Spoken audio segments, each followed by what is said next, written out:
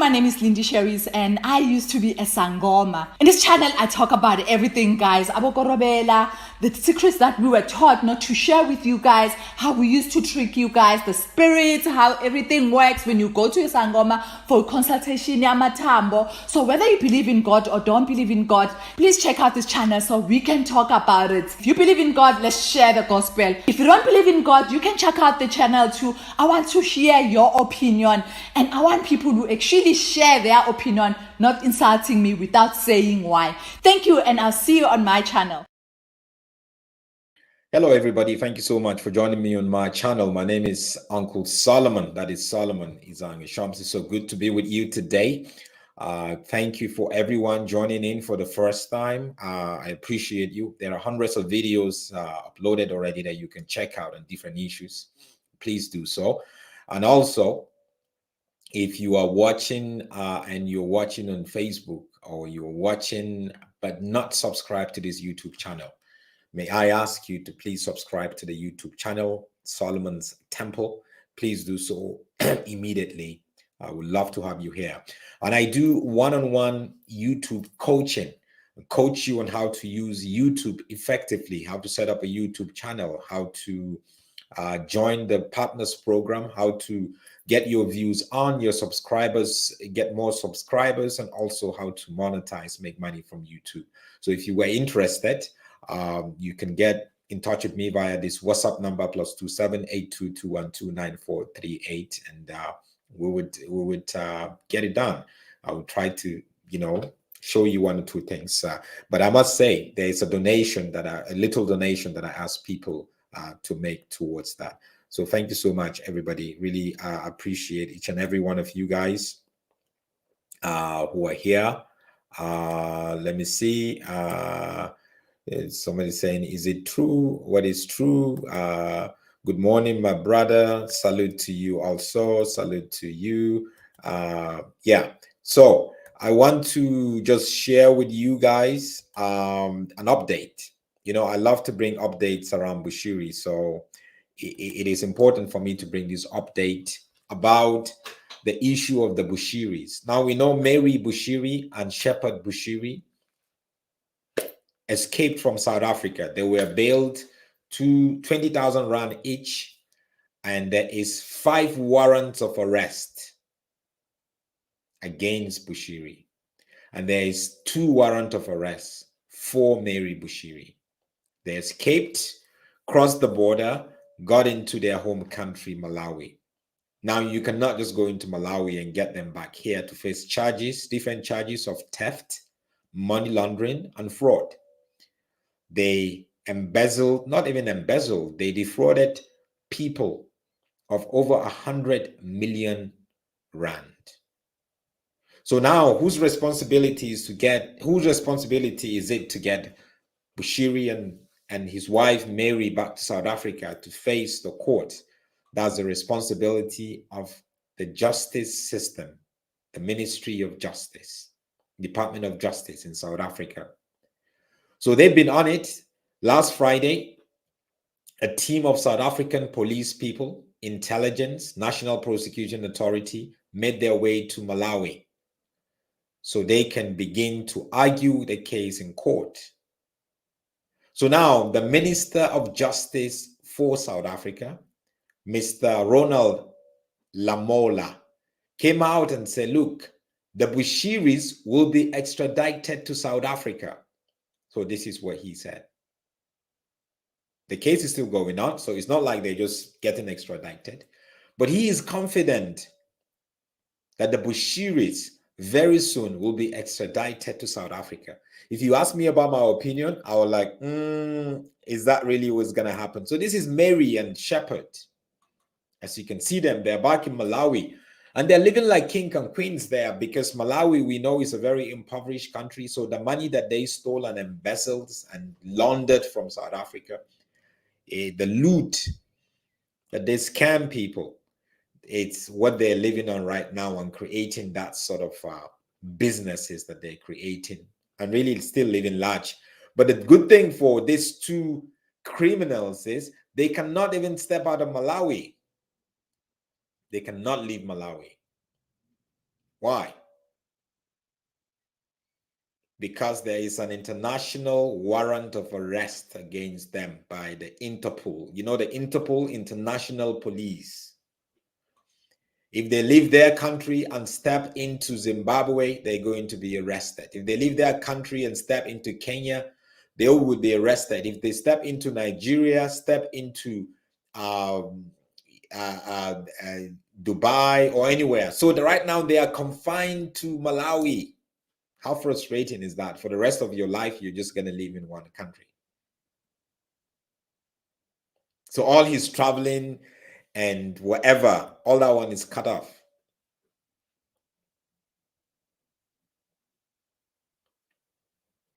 So the Minister of Justice for South Africa says the Bushiris will be extradited to South Africa.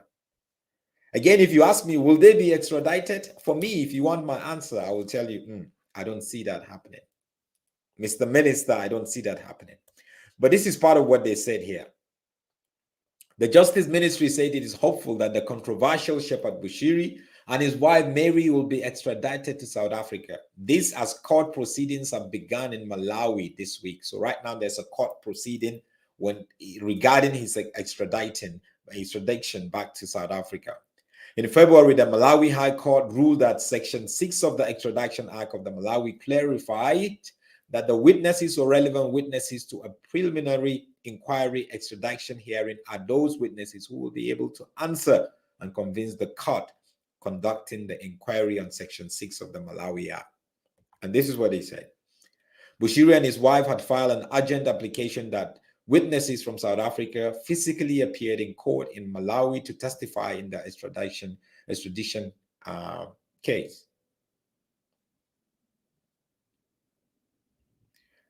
A South African delegation arrived in Malawi last week, Friday. The relevant officials are in Malawi to give evidences as per the requirements of the courts of Malawi. We will await the outcomes of the hearing. This is a matter of national interest to the South African government. This shows the wheels of justice are turning.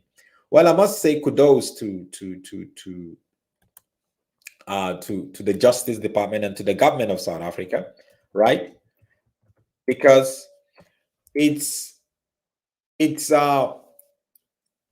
is important for them to pursue this issue. It is important for them to follow through. It is important for them to give people hope that this guy who stole their money is not going to go free, right? It is important for them to do that. But the bottom line is, I don't see Bushiri being extradited back to South Africa ever. The wheel of justice is slow, 1. 2, Bushiri is well connected from the courts to the political spheres, to the business spheres, to the police spheres. He can get anything that he wants done.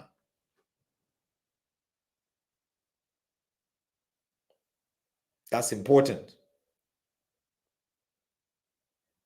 So the minister is making a political statement, maybe, or he's making a statement from a very bold and confident perspective based on the evidences and based on what they have. Because remember, this case has gotten to a level of not just a church issue or a personal issue. It is now a national issue between two countries, Malawi and South Africa.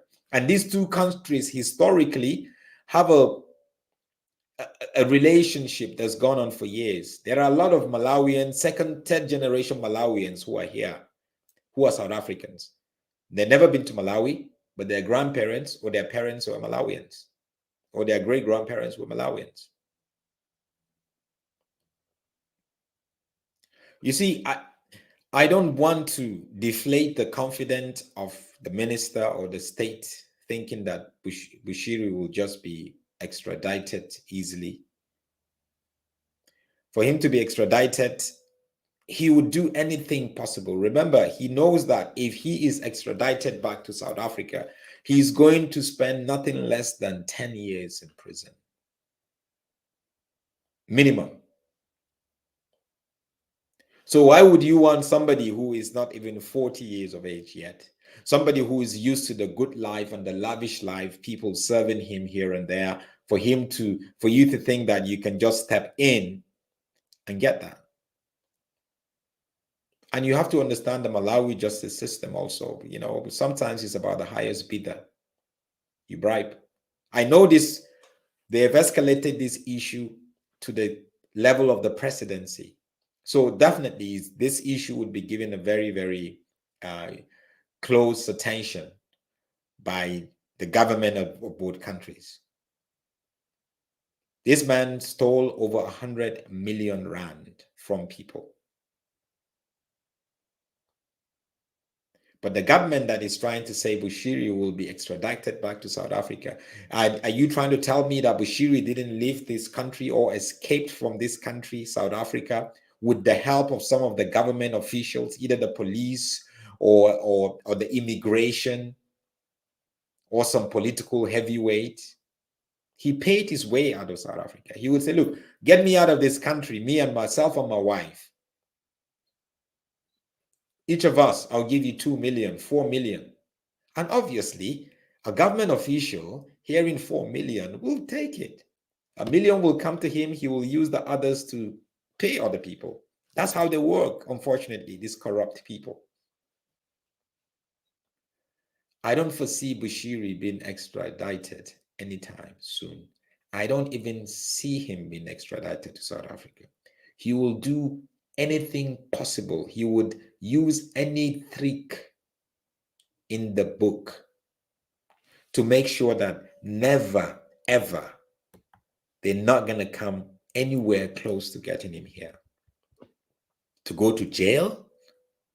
That was why he ran away, because he knew that he was going to jail, him and his wife, minimum of 10 years.